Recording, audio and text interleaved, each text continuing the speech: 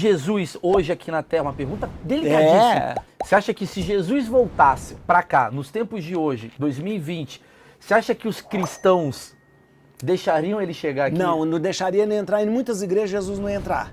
Porque ia falar, olha, você não pode porque você anda com prostituta. Olha, sabe por que você não pode? Porque você gosta das pessoas ali que a gente não acha muito certo. Olha, porque você anda... Não, nós não vai... Não ele é taxado de comunista, você Ele acha? é taxado de comunista, ele é taxado de feminista, ele é taxado como que ele diz? De progressista, de conservador. De tudo ele é taxado Jesus. Porque Jesus, ele chega com uma maneira que abala toda a religião. Lembra que Jesus não é religioso, hein? Jesus, ele não faz parte dos sacerdotes. Ele não faz. Quem que ele era é do povo.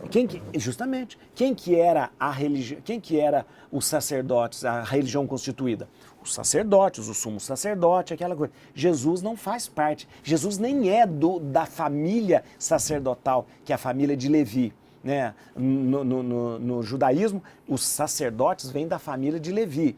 Jesus, ele é da linhagem de Judá, que é de Davi, mas ele não tem linhagem sacerdotal.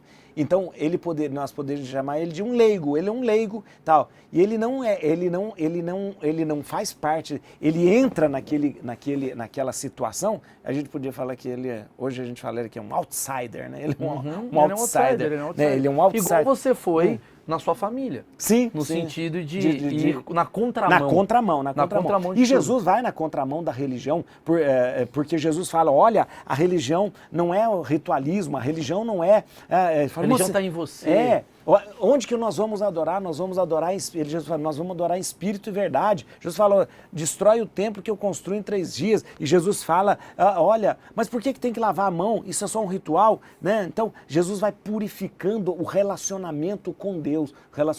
E você percebe que, de repente, nas nossas religiões, nós vamos aumentando cada vez mais, né, um monte de coisas que vai dificultando o nosso relacionamento com Deus, né? Por que os cristãos estão tão intolerantes? Porque nós estamos vivendo um tempo em que a gente está usando a religião para atacar as pessoas. Nós já atacamos as pessoas com política, já atacamos as pessoas com o nosso pensamento, já atacamos as pessoas e hoje a gente está usando a religião para atacar. A gente está usando justamente aquilo que a religião nunca poderia ter sido usada. A religião ser usada com a intolerância é uma arma perigosíssima. O que é intolerância? A intolerância é quando você sobe num pedestal e diz... É o meu jeito de pensar, é a minha maneira de pensar e todos vocês estão errados. Então me siga. Isso é intolerância. Então eu digo, olha, a minha igreja é certa, você não pode. O meu jeito de pensar é o certo, o seu não é. O meu presidente é o certo, o seu não é. A minha política... Então isso é intolerância. Só que aí nós estamos vivendo um tempo em que a gente está usando, é perigoso, usando a religião para justificar as coisas. Isso é muito perigoso, usar a religião para justificar algumas coisas. Usar a religião para justificar que você pode ter preconceito com o outro, que você pode matar o outro, que você pode, de repente, dizer que aquela pessoa não é uma pessoa legítima. É o que nós fazemos às vezes. A gente faz isso com os homossexuais, com os transexuais, com as pessoas, com as prostitutas. A gente faz isso com as pessoas porque a gente vai procurar em algum lugar na Bíblia que está escrito ali. Ora, mas na Bíblia tem muita coisa que está escrita e que a gente passa por cima. Levíticos inteiro. Sim, Levítico é um livro que faz parte da Torá, né? Do Velho Testamento. E ele é um livro que fala o quê? É um livro que vai trazer para você um monte de prescrições chamadas casuísticas. O que são prescrições casuísticas? Prescrições casuísticas são leis do dia a dia.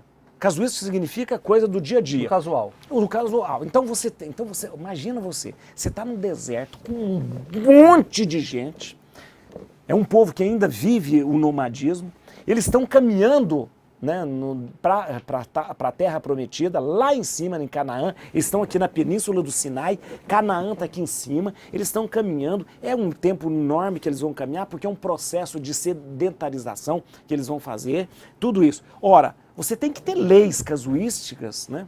Para organizar o famoso não matar, por exemplo. Você tem que... Não comer camarão sei lá. Justamente, isso mesmo, está escrito na Bíblia que você não Você não pode, passar mal. abominável comer camarão, comer lagosta e tal. Mas como comer camarão? Porque você está aqui no deserto, um camarão que vem daqui até chegar aqui. Passou mal. Putz, e mesmo porque... Vai peidar, vai atrapalhar o cara do lado. Vai morrer. Então você tem que proibir. Olha, você tem que... Olha, vamos fazer um sinal de que nós temos uma aliança com Deus? Vamos fazer. Qual vai ser? Vai ser cortar o prepúcio. A pele da ponta do pênis você tem que cortar.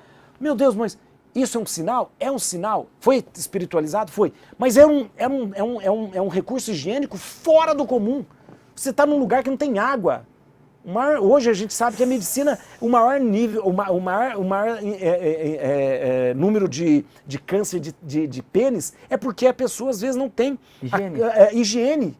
Então vamos combater um problema jogando.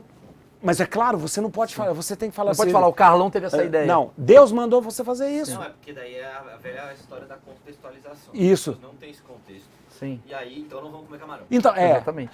Então, vocês estão falando do camarão, porque é Levítico 18, isso. Mas diz assim, é abominável que a pessoa que come o camarão, come a lagosta e tal. No outro coisa, ele mais para frente, no 20, 22, eu acho, é abominável o homem que se deita com o homem. Exatamente.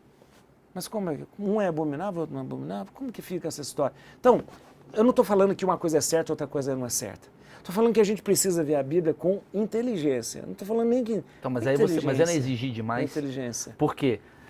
Esse livro passou gerações. Sim. Milhões de gerações. Tem gente que interpreta a coisa exatamente literal. A pessoa lê e fala, não pode dormir com outro homem, a pessoa traduz o quê? Gay é errado. Não pode comer camarão? Não come camarão. E ela não tem esse contexto histórico de que naquela época talvez dormir com outro homem atrapalharia. Não é uma questão de ser contra o homossexual. É uma questão de você, você de repente conter algum tipo de situação, de evento. Situação, de doença, de higiene, de um monte de coisa. Para você buscar o seu objetivo. Mas tem também o fato de que você tem, como a gente está falando dessas leis casuísticas, que essas leis, elas foram espiritualizadas, né, para conduzir aquele povo. Você imagina como você vai conduzir um povo em busca de uma terra, peregrinação, sem ter coisas fixas, fortes. Claro, são regras. Eram regras de uma galera. Só que aí é o seguinte, você está dizendo, quando a gente perde hoje, quando a gente perde esse contexto, a gente instrumentaliza a palavra. Claro. Mas a instrumentaliza ao seu bel prazer.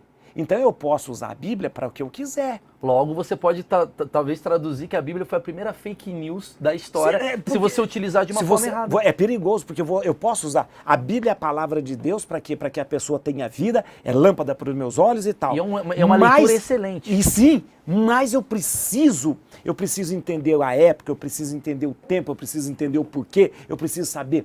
E a Bíblia, ela tem que ser bebida, entendida a partir do seu espírito, do que ela me passa. Por isso é um livro inspirativo. Aí você podia falar, mas vamos traduzir então a Bíblia na linguagem hoje. Não dá certo. Por que não dá certo? Porque ela tem que inspirar, ela tem que ser inspirativa em cada tempo.